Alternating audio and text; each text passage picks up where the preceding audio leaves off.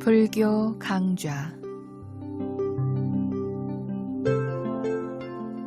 부처님의 향기를 느껴보는 이 시간, 한국명상원 묘원법사와 함께 붓다의 수행법 윗바사나에 대해서 배웁니다.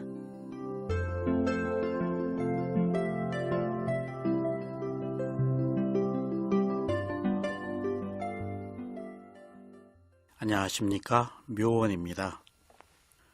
누구나 괴로울 때는 괴로운 만큼 벗어나려는 노력을 합니다. 괴로움이 절실하면 노력도 더 열심히 하기 때문에 괴로움이란 사실 새로운 힘의 원천입니다. 그러나 어떤 노력을 하느냐에 따라 괴로움이 소멸될 수도 있고 더 괴로울 수도 있습니다. 괴로울 때는 괴로움을 없애려고 하지 말고 괴로움을 있는 그대로 지켜봐야 합니다.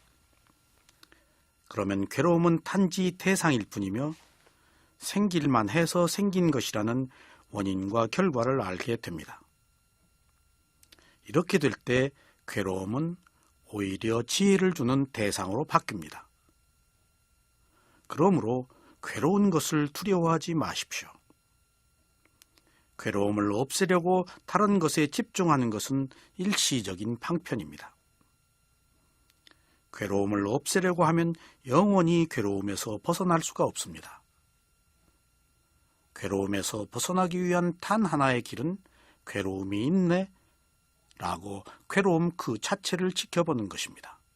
그러면 그것들이 원인과 결과로 일어날 수밖에 없었다는 지혜가 납니다. 그래서 스스로 새로운 괴로움을 일으키는 원인을 만들지 않게 됩니다. 이것이 바로 수행입니다. 수행자 여러분, 오늘은 묘지에서 9가지의 알아차림에 대해서 말씀드리겠습니다. 몸을 알아차리는 수행의 마지막은 묘지에서의 7가지 알아차림을 하는 수행입니다. 지금까지 몸을 알아차리는 수행을 배웠는데 모두 5가지였습니다. 그리고 마지막으로 묘지에서의 9가지 알아차림을 포함하면 몸을 알아차리는 것은 전부 14가지입니다.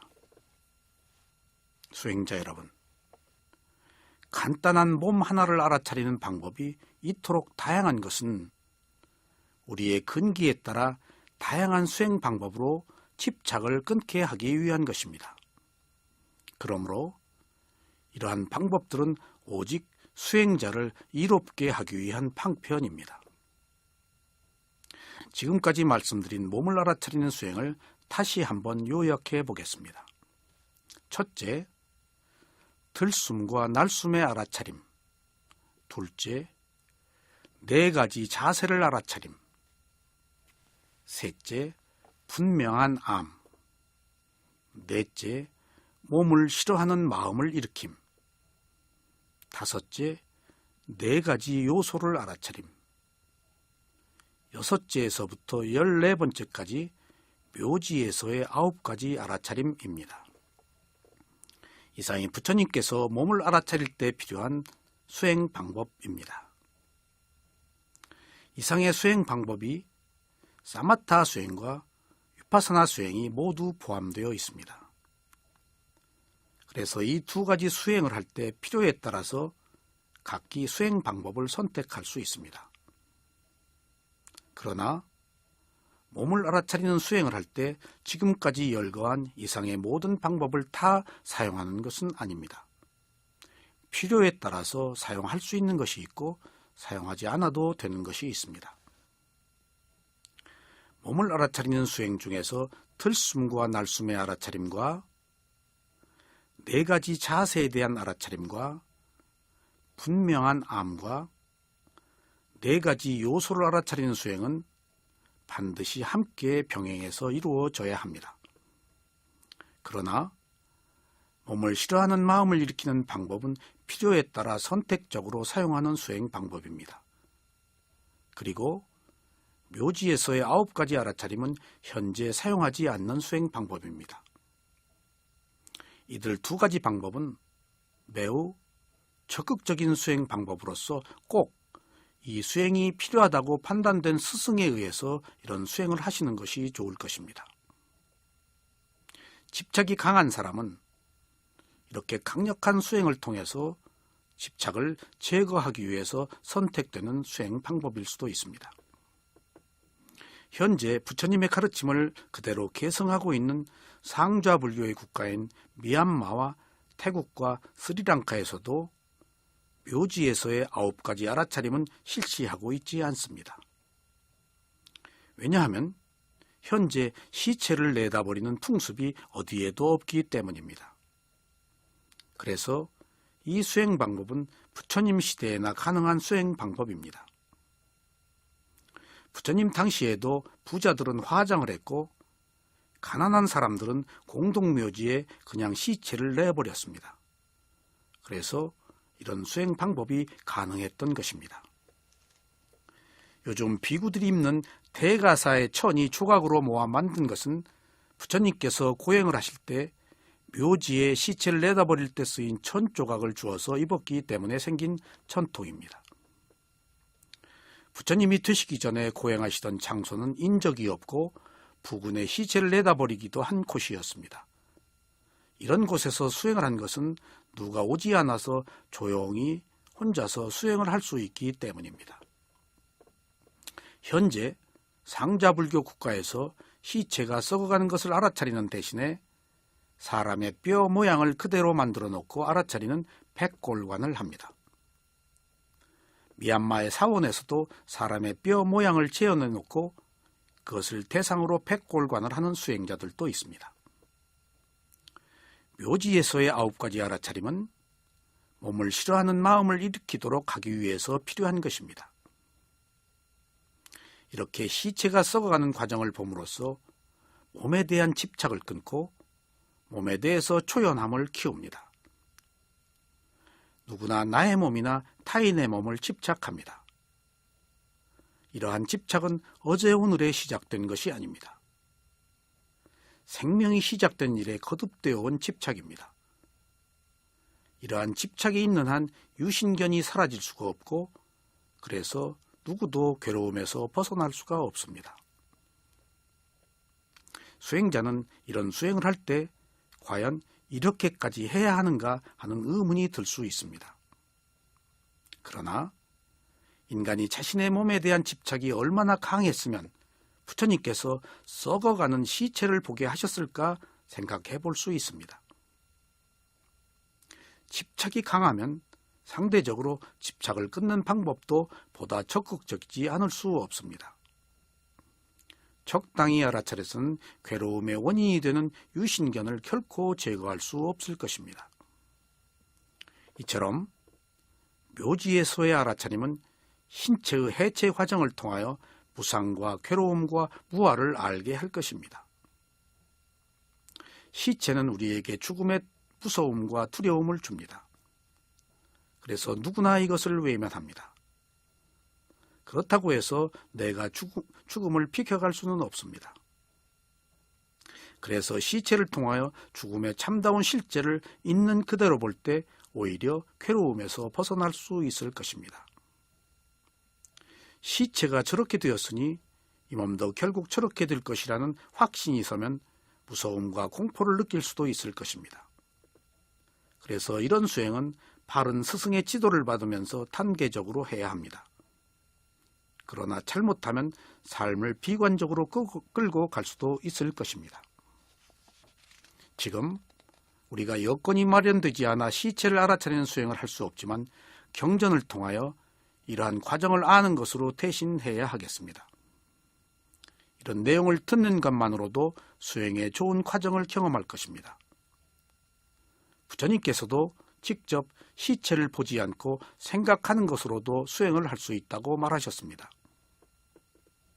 수행자 여러분, 제가 미얀마에서 우안거를 하는 중에 탁발을 나가는데 길거리에 개들이 죽어서 쓰러져 있는 것들이 보였습니다. 그런데 그 누구도 개를 치우지 않았습니다. 오기이기 때문에 개들이 상한 음식을 먹었거나 불결한 환경에서 죽었을 것입니다. 탁발을 나가면서 죽은 개들이 쓰러져 있는 모습이 머릿속에 기억되어서 그날은 종일 수행을 할 수가 없었습니다.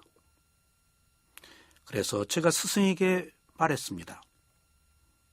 오늘 개가 쓰러진 것 때문에 수행을 할 수가 없다라고 말씀드렸더니 스승께서는 그것은 사대의 변화다 라고 가볍게 말씀하셨습니다. 죽는다는 것은 부드럽다가 단단해진 것이고 또 피가 흐르다가 멈춘 것이고 뜨겁다가 차가워진 것이고 움직이다가 움직이지 않는 것 그것밖에 다른 것이 아니다. 죽음이란 사대의 변화다 라고 감성적인 죽음을 이성적으로 판단하게 해주셨습니다. 그 뒤부터 저는 죽음을 사대의 변화로 봅니다. 사대의 변화로 본다는 것은 있을 수 있는 것이고 무상한 것이고 필연적으로 있기 마련인 것이고 단지 그것은 무상이라고 알게 할 뿐입니다. 누구나 죽어야 합니다. 그렇다고 한다면 그것은 필연적으로 와야 될 것인데 늦고 빠르고의 문제입니다. 그러나 우리는 죽음을 외면합니다. 그래서 우리는 죽음을 외면해서는 안 됩니다. 죽음은 누구에게나 오는 것입니다.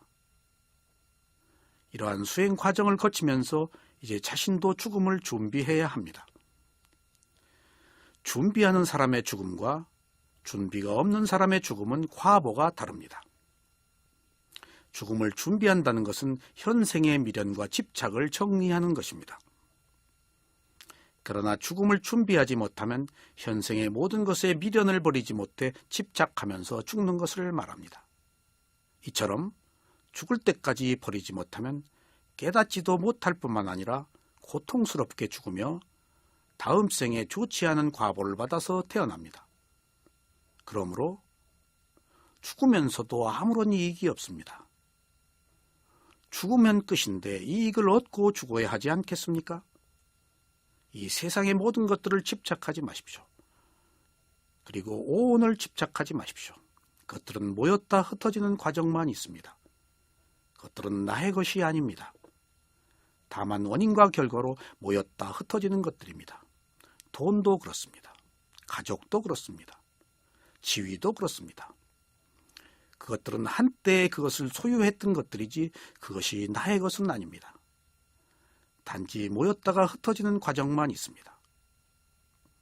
수행자 여러분, 그러면 2500년 전 부처님 당시의 시체를 어떻게 알아차렸는지 살펴보겠습니다. 지금 우리가 이렇게 수행을 할 수 없다고 해도 여기서 얻을 수 있는 것이 무엇인지를 알아야 하겠습니다.